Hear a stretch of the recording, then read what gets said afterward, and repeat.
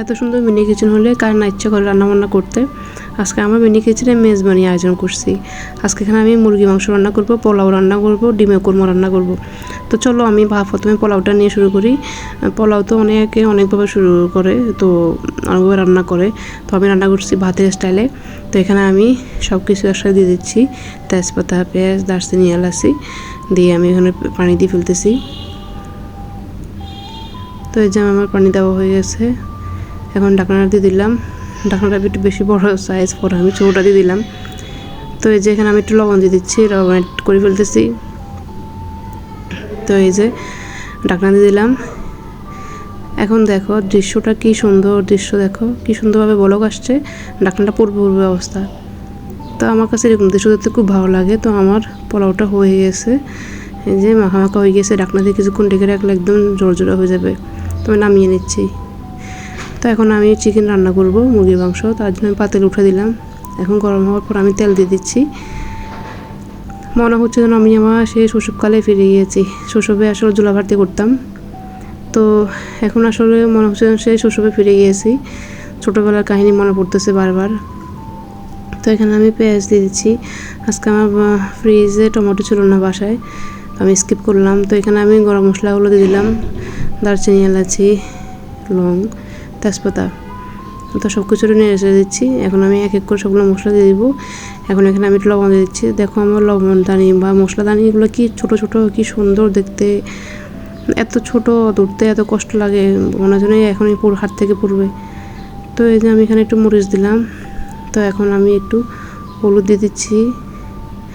আমার কাছে তো বেশ সুন্দর লাগে মিনি কিচেনে কাজকর্ম করতে। তবে শুধুমাত্র একটাই কষ্ট লাগে, যে রান্নার শেষে পাতিলগুলো ধোয়া লাগে, যে পরিমাণ কালি উঠে। তোমরা দেখো আমার পাতিলের অবস্থা, এখনই কালি উঠে অবস্থা খারাপ।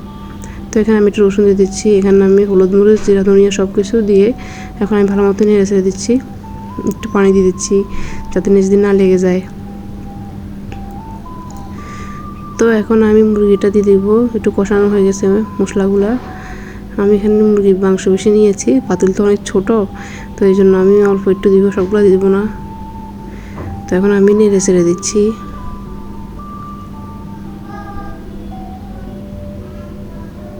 তো এখন আমি ঢাকনাটা দিয়ে দিব। ঢাকনাটা আবার সেই বড় হয়ে গেছে। তো এই যে পরে আমি ঢাকনা ঠিক করছি। এখানে আমি পানি দিয়ে ফেলতেছি কষিয়ে নেওয়ার পরে। এখন ঢাকনা দিয়ে দিচ্ছি, আবার নেড়ে চেড়ে।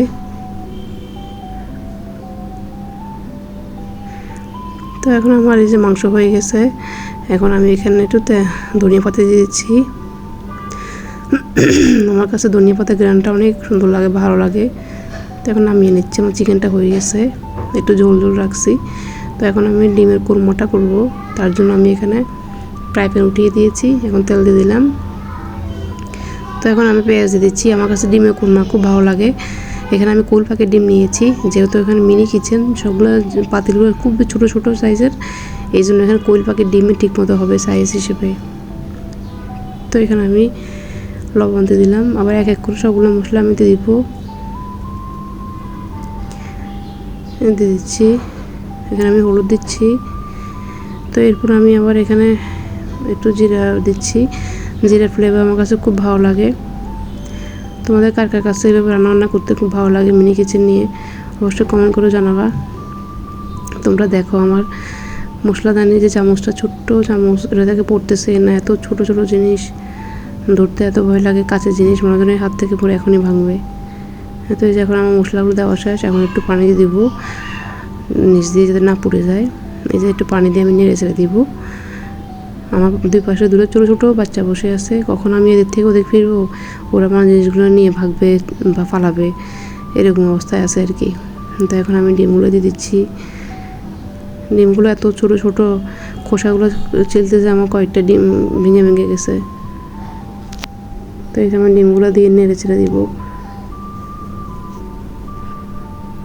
এখন আমি নেড়ে ছেড়ে দিচ্ছি, এপিঠে পিঠে উল্টিয়ে, গায়ে গায়ে হলুদগুলো লেগে যাক। এখন আমি একটু পানি দিয়ে দিচ্ছি একটু হওয়ার জন্য, মশলাগুলো যাতে ভিতরে ঢুকে। ঢাকনা দিয়ে দিব। তো এই যে আমার ডিমের কোরমাটাও হয়ে গেছে।